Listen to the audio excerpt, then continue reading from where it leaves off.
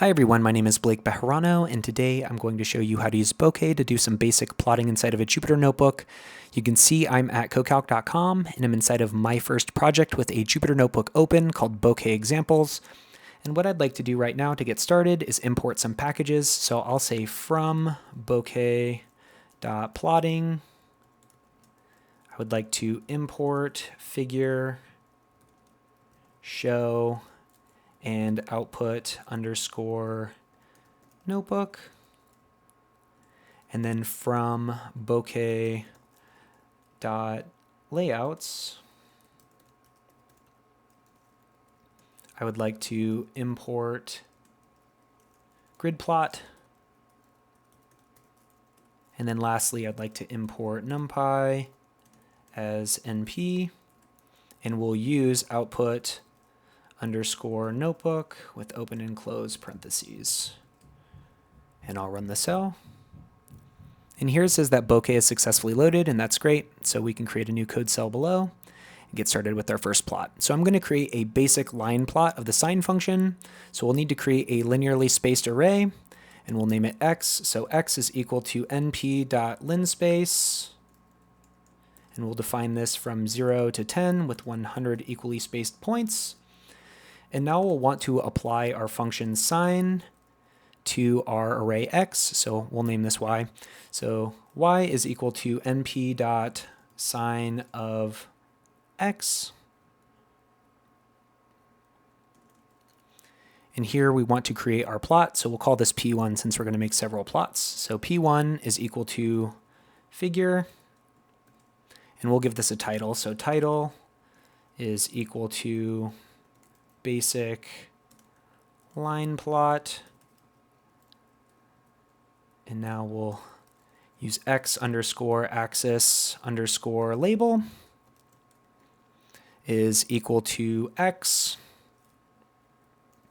And then similarly, y underscore axis underscore label is equal to y. Okay, now we need to create our line. So p1 dot line, and we're going to create this line for y over x. So here we'll go ahead and specify that. And now we also can create a legend label. So legend underscore label is equal to sine of x. And we can also specify our line width. So line underscore width is equal to, 2. And we can't forget to use show. So show, and then p1. Okay, so we'll create 4 of these plots, and then we'll put them all together using layout. And I'll run them after I create a couple more of these. So let me do that. So here I'm going to name our next linearly spaced array x2. So x2 is equal to np.linspace. And again, I'm going to define this from 0 to 10 with 100 equally spaced points. And now I'm going to create multiple lines here, so just as a nice complement for our first example, and I'm going to use the sine function and the cosine function for both of those lines. So here I'll name this y2a, and then similarly we'll have y2b. Okay. So here we can say that this is equal to np dot sine of x2. And now y2b will be equal to np dot cosine of x2. And we can get started with our plot. So p2 is equal to figure. And let's name this. So we'll say title is equal to, multiple line plot.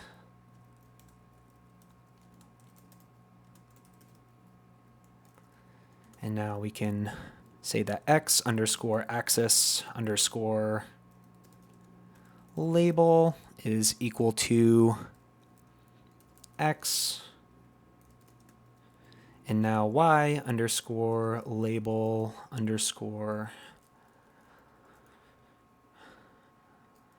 axis underscore label. I almost messed that up. There we go.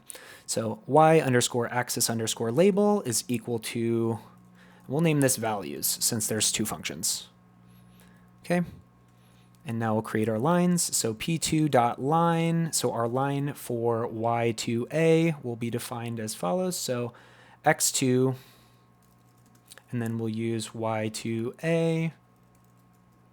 And then we also want to maybe specify our legend.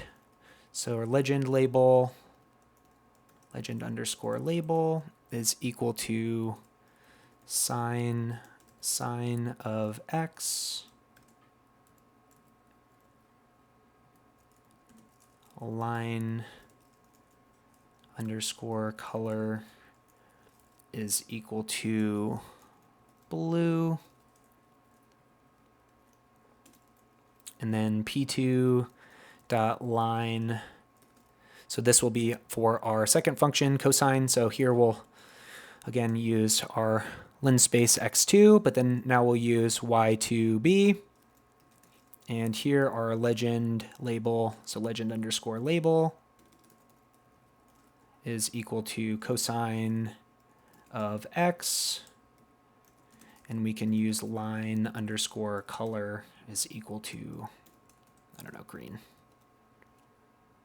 Okay, and now show p2. Now let's create a scatter plot. So we'll want to use a random seed for reproducibility. So we'll use np random dot seed, and here we can use 42. And now we'll want to generate 100 x and y's, so 100 coordinates. So let's go ahead and say that x3 is equal to np dot random dot rand. So we'll create 100 of those, and now we'll use y3 is equal to np dot random dot rand 100. Okay.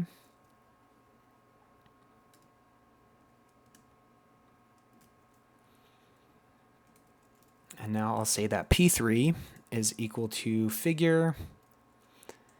And now we can use title. Let's name this scatter plot. Call it what it is. Okay, and we'll want to create that by saying that p3.scatter for x3 and y3 with our scatter plot point size being, I don't know, maybe 8. And then let's do a nice color. Let's use navy. So navy,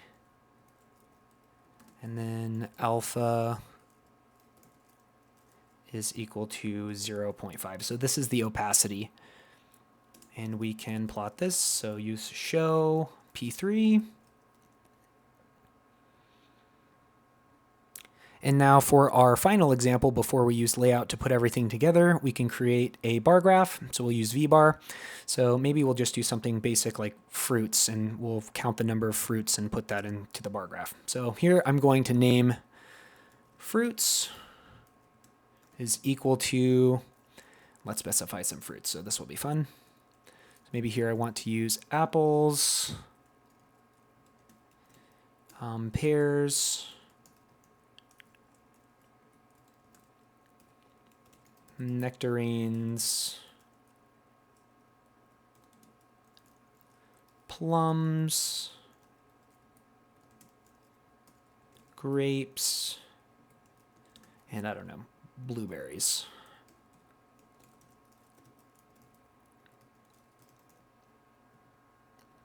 Okay, and now we'll give the counts for each of these, being 5, 3, 4, 2, 4, and 6. Sure. Okay. And now we'll create P4. So our fourth plot. So we'll use figure. And here we want to use x underscore range is equal to fruits. And we can give a title. So title is equal to fruit counts.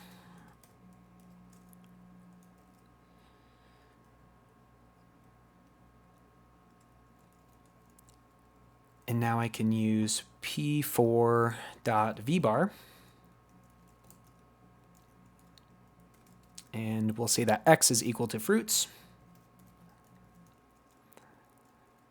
Top is equal to counts. And we'll define the width. So width is equal to, let's just say 0.9.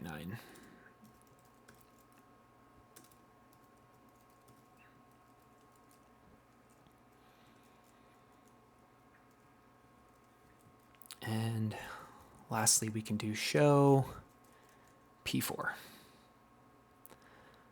Okay, so let's try running these first before we put them all together. So I'll run this guy, this guy, this guy, and this guy. So there we do have some nice plots.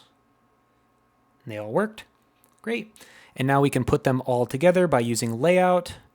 So finally, I can say layout is equal to, and here we'll use gridplot. And we can specify P1, P2, and then also P3 and P4.